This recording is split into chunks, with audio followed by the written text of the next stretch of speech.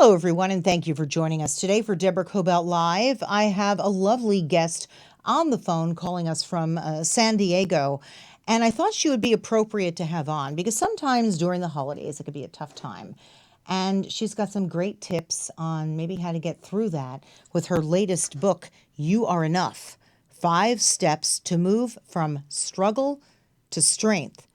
Megan Fenyoe is also a licensed medical health therapist and the founder of the movement I Am Enough. Megan, thank you so much for joining us. Thank you so much for having me, Deborah. I'm excited to be here. Yeah, I am too. I mean, let me tell you, you've done all kinds of things. You've got this really cool podcast called The Blonde Bombshell, which you are. Just looking at your photo, my goodness. You're an informative mindset coach, licensed clinical social worker. You do a lot. But to get to where you are, also you were an Air Force veteran. That's pretty incredible. But to get there, Yeah. you've gone through some pretty tough stuff. Can you tell us about that? Yeah. So my story started, basically growing up. I grew up in somewhat of a dysfunctional family. And I also have a learning disability where I have an 8th grade reading and math level. So I struggled a lot with feeling like enough. And I have been a mental health therapist for 15 years and made this crazy decision when I was 33 years old to commission as an officer in the Air Force. At that time, I was not planning on meeting a husband, but I did, and the relationship progressed very, very quickly. And we were married, and he ended up having an affair for 14 months of our 2.5-year marriage. Lovely. And this, God. I know, it's crazy. And this happened in 2013. So literally the affair started 6 months after we got married. Man. And at that point, I didn't realize that I was in this narcissistic abusive marriage. And, he kicked me out of our house twice. He filed for divorce 4 times and would pull the papers. Hang on. It was just like this. What did you do? Yeah. He was the one cheating. I mean, why don't you also explain what is a narcissistic abusive marriage? Because from what I always see, right, the woman always looks like she's crying and hysterical. The guy's like, oh, you're crazy. But that's the whole point of being the narcissistic person in the relationship, right? Like, That's exactly what I was. yeah. So I was the crazy, he made me believe that it was my fault that he cheated on me, that it was my fault, all the lies, that I was the crazy one, that I had trust issues, which caused him to cheat.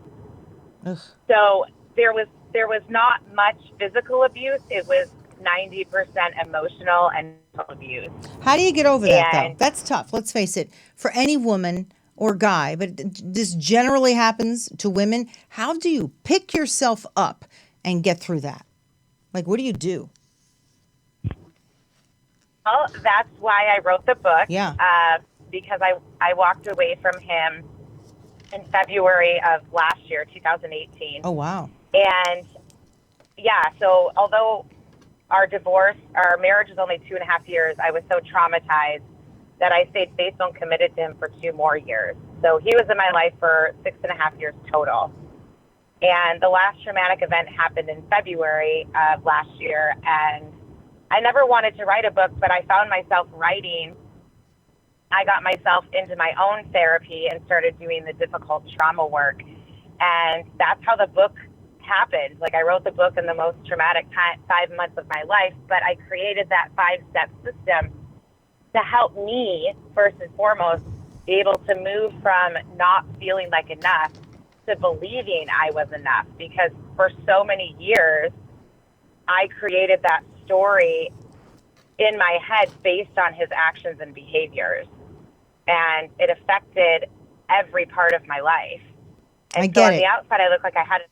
Yeah, I had it really all get together, it. but on the inside, I was dying. Yeah. I get it. So So there's lots of things to do. there are 5 steps, right? We talked about discover self. Now you talk about acceptance. Accept what? Yourself? Accept the situation? What are you telling people? So acceptance in this situation can be a little bit different. So when some people think of acceptance, it's like they're thinking of acceptance as I just have to be okay that it happened and everything's fine. And that's not what acceptance is. Acceptance in this part is acknowledging that this happened and then saying it hurt, it sucked, I hated it, but I'm going to accept it and close that door so that I can start creating this life that I want. And that's the step one of discovering your true self. It's part of acceptance, and then also rediscovering your values and who you are now as this new person, because I literally had no idea what I was going to do. I had just lost my 6-figure income, walked away from him 4 months later, and I was just kind of like, okay, now what? So I had to go through this process of rediscovering who I was, which was through the acceptance, and then also, redefining my values. What do you do? Because I've known people in this situation and they're scared to leave because they have children.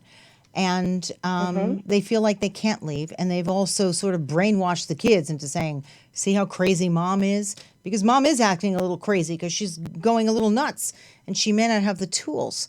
What do you do if you feel like you might not see your kids?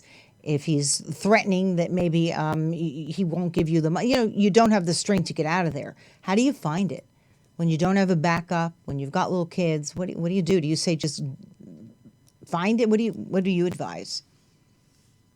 Well, it's best to get into therapy, find a mentor, find someone that has the training in trauma work and domestic violence and toxic relationships, because you can't do it on your own. Right. I've been a therapist for 15 years and I had to get my own therapist. Right.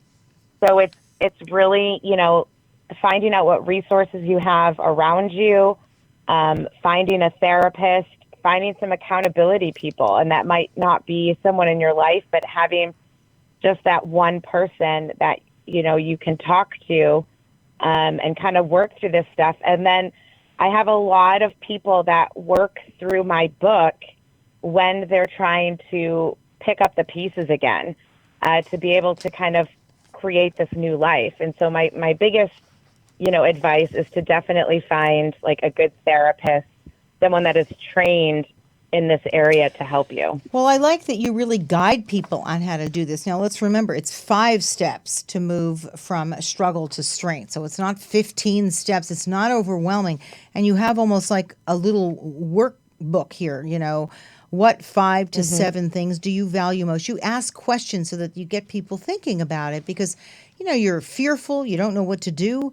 Another one that you suggest, ground yourself with visual cards, right? What do you do with the visual cards and people that you're counseling? How does that help them? So that's kind of where, that's step 3 in the book. And, we all deal with negative thoughts, and, whether it be our health, career, relationships, what have you, we all struggle at times with not feeling like enough. And so with my patients, I talk about the value of visual coping skills, and it's a way to restructure our thoughts. So when you have a negative thought, at least for me, when I was going through my work, I would have like Post-it notes and different affirmations around my house so that I could start reading those when I had a negative thought, and then I was able to concentrate on that thought rather than the negative one. Do you, so go ahead, sorry. No, I'm done. But that also goes with chapter 2, which is visualizing your passion, discover who you are. You have to visualize, that works with chapter 3, which is the little cards that you have around. I mean, you do need to start to retrain your brain that you're not crazy, that you can find yourself again. It's really tough work, but you got to, if you feel like you have no recourse, you've got to just dig in and do this work. I do believe in visualization. What about breathing? Do you do any physical techniques too to help people? Oh yeah, and there's so much stuff in that 3rd step about different grounding skills. So there's mental grounding skills, physical, soothing. So yes, of course, breathing, guided meditations. There's just so many different things, and like little tools that you can use Well, you to also, do that. I actually have grounding skills available on my website for free. oh, you do, and the website is what? MeganFenyoe.com. Okay. Also, I like to reduce anxiety or help with anxiety. You talk about our five senses, right? The breathing, the hearing, the smelling, the tasting. Can you explain a little bit about that, how that can help calm down one's anxiety? Yeah, and this can be used for not just anxiety, but when, depression, or when we have high stress, or if we just really cannot get out of our head. All you have to do is close your eyes and do some deep breathing, and then say to yourself, what do I hear? What do I smell? What do I touch? And go through the five senses, because what that does is it allows your brain to stop overworking, right? When it comes to anxiety, stress, negative thoughts. And so that distracts your mind and kind of calms you down because you're focusing on your five senses. Again, it's another grounding technique. You know what's kind of funny? Sometimes this has happened to me. You're so kind of irritated, pissed off, angry, and you know to be doing these little techniques and you won't even do it. You're like, wait a minute, I got to get this out of my system first. Do you know what I mean? That's happened to me. And then I have to stop and say, all right, stop. Stop where you're going. Because, you're ruminating. And that's really unhealthy because then you're just driving this forward. And when I do the five senses and I stop and I breathe, it grounds me. That really, really grounds me when I just sort of do what's natural, Mm-hmm. Yeah, and that's exactly right. That's what I said. Like, grounding is exactly what it means. It brings you grounded, like it brings you to the earth, right? And it literally helps you refocus, because that's what we want to do. We want to, usually our mind, when we're feeling something negative, it could be that our mind is thinking about the past. It could be that our mind is future tripping, right? And it's not in the moment. And so what grounding skills does is it brings you back to the moment so that you can focus on the here and now, because that is truly all that matters, is the here and now. I'm going to use myself again as an example. I am a worrier. I will worry about almost anything. Usually something involving my kids, like, oh my God, you have to be in the better car so that it's stronger if anybody bumps into you. And they're like, enough. What do you do if you are always looking at something and projecting that something horrible is going to happen? How do you just stop yourself? Usually I will do it with the kids. I think that's somewhat common, but it's also not healthy. What do you do? So this comes up so much Yeah. for myself and also my patients. It's what do we call one of the sub-personalities of anxiety. It's called the worrier mindset. That's me. And that's exactly what happens. It's the what if. What if this happens? What if that happens? And so what I always tell people is, when you find yourself, thinking about things that may or may not happen, bringing yourself back and saying, what does this thought matter right now? Oh, I will project, like, let's say there's a long car ride. I'll project something in the middle of a cornfield that could happen because the car didn't have the proper safety gear. I mean, it's ridiculous. And I really have to stop myself. So what I say, what I say is, what does that thought matter right now? It doesn't, because all we have is the moment. Right. So it's taking away from what you could be doing in the here and now, because we don't know what's going to happen in 30 minutes, let alone a week. It's true. And saying, what is this thought causing? Well, it's causing anxiety. It's causing me to future trip. It's causing me to feel tense. It's taking away from this moment, and that's all that matters. That was a huge thing that my actual therapist taught me, that I use all the time. It's like, what does this thought matter? And for me, that's a way, and it works a ton with my patients too, is it kind of snaps them back to the here and now, and saying that this thought doesn't matter, because, you're creating something that may never happen. And then if you, like you were talking about going on this trip, how would you feel when you got to the trip and you're like, oh, of course nothing happened, and I did all that worrying and stress and didn't sleep because I was, thinking about something that didn't happen. So, it's really, you have to be in your mind, and you have to be able to acknowledge when, because it's so much easier to let us ourselves be negative and feel all these negative emotions. But you just have to learn to acknowledge them and then have the right tools to be able to change that. And it takes time. It's not something that just happens. You got to retrain your brain. Yeah, and I guess you retrain your brain through repetition, correct?